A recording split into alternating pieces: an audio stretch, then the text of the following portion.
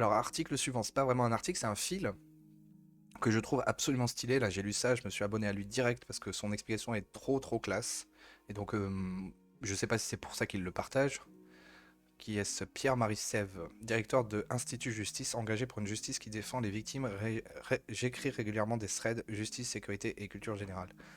Et donc là, en fait, il a fait un thread complet sur le Salvador. C'est trop classe, franchement, c'est vraiment stylé. Où il explique comment le Salvador, donc un pays d'Amérique latine, où il y avait la plus haute criminalité avec des morts par centaines.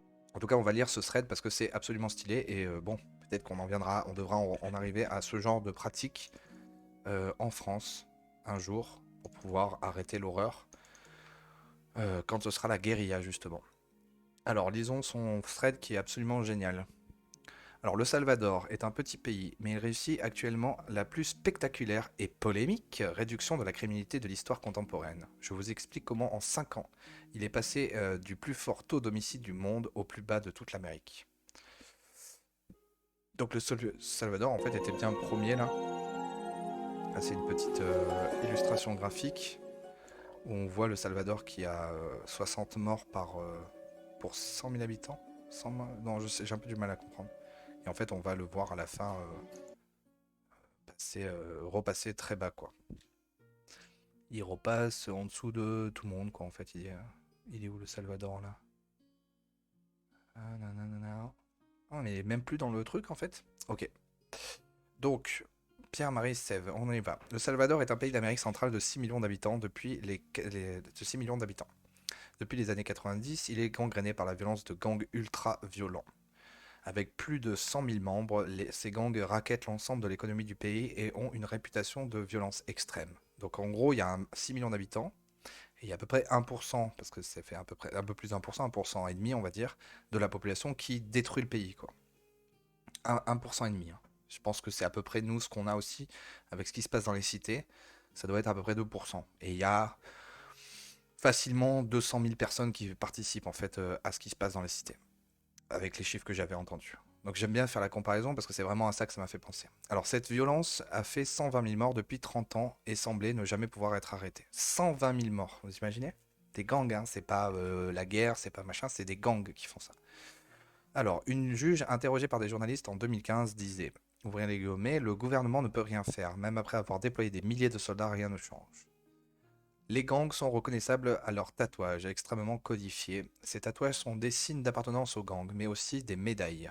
Alors par exemple, une larme tatouée, là on voit un mec avec des tatouages partout sur la gueule, une larme tatouée, un assassinat réussi, une tombe égale un ami tombé au combat.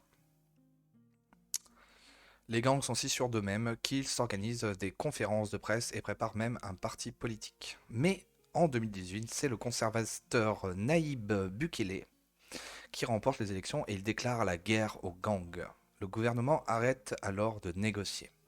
Il revient par exemple sur une mesure ancienne, la séparation des gangs dans les prisons. Désormais, dans les cellules se côtoient membres de gangs rivaux.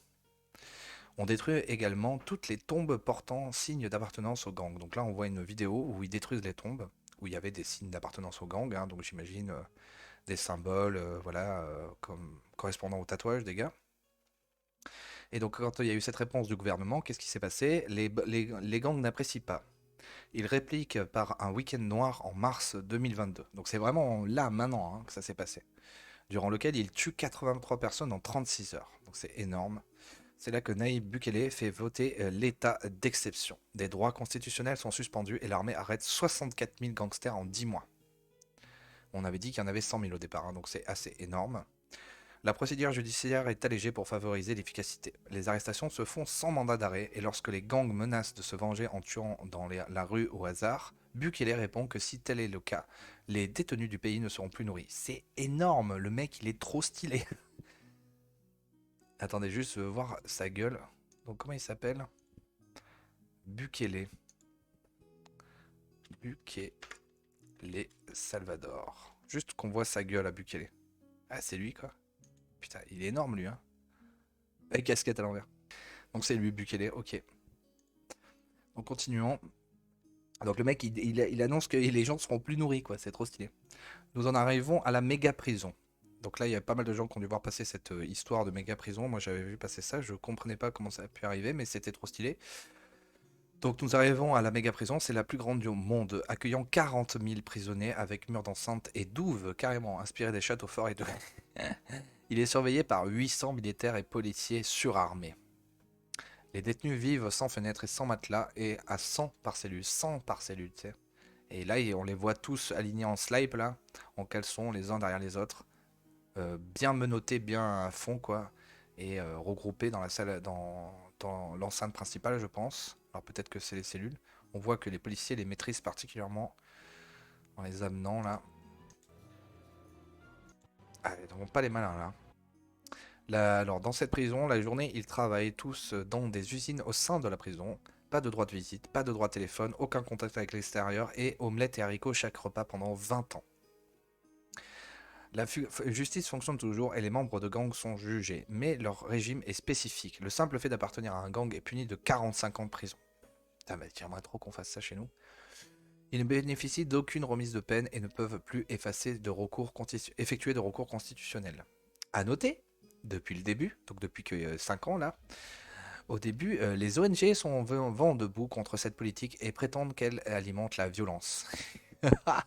C'est énorme. Le gouvernement salvadorien répond en disant que les droits à la vie, les droits à la vie et à la tranquillité du peuple sont supérieurs aux droits individuels des gangsters. Et quand est-ce qu'on aura ça, nous, en France? Quand est-ce qu'on aura un mec qui aura les couilles de faire ça? De dire pareil, quoi. Putain. Toujours là, gna gna gna. Il y a 80% des gens dans les cités qui sont gentils, tout ça. Bah ouais, bah alors pourquoi on les défend pas? Pourquoi on défend pas les gens dans les cités comme le mec qui était intervenu là quand il y avait la décoloniale là, je sais même plus comment elle s'appelle, Boutedja là, et que le mec il vient, il dit qu'il souffre et pourquoi il parle pas des vrais sujets. Ces gens-là, pourquoi on les défend pas? Pourquoi on fait pas exactement ce qu'ils font au Salvador? Peut-être un petit peu moins fort, mais ils ont le droit de vivre, ces gens. Alors, le résultat de l'opération est spectaculaire. Le taux d'homicide est passé de 103 pour 100 000 habitants en 2015 à seulement 2,5 en 2023. Et 92% de la population soutient Naïb Bukele. Il faudra qu'en fait, pour qu'il se passe quelque chose en France, qu'on en arrive à cette situation, c'est ça? Alors, et vous, pensez-vous que le Salvador ait raison de suspendre l'état de droit pour frapper les gangs? Si vous avez apprécié ce set, retweetez et pour faire connaître cet exemple choc, abonnez-vous à ce compte Pierre-Marie Sève pour d'autres threads, justice et sécurité. Abonnez-vous à ce mec là parce que c'est bien stylé ce qu'il a partagé, hein. C'est bien détaillé, bien classe. Bravo à toi, merci pour ce partage. Absolument génial. N'hésitez pas à faire monter cette information, abonnez-vous à la page et n'hésitez pas à commenter et à donner votre avis, comme il le dit, sur est-ce qu'on devrait faire ça en France.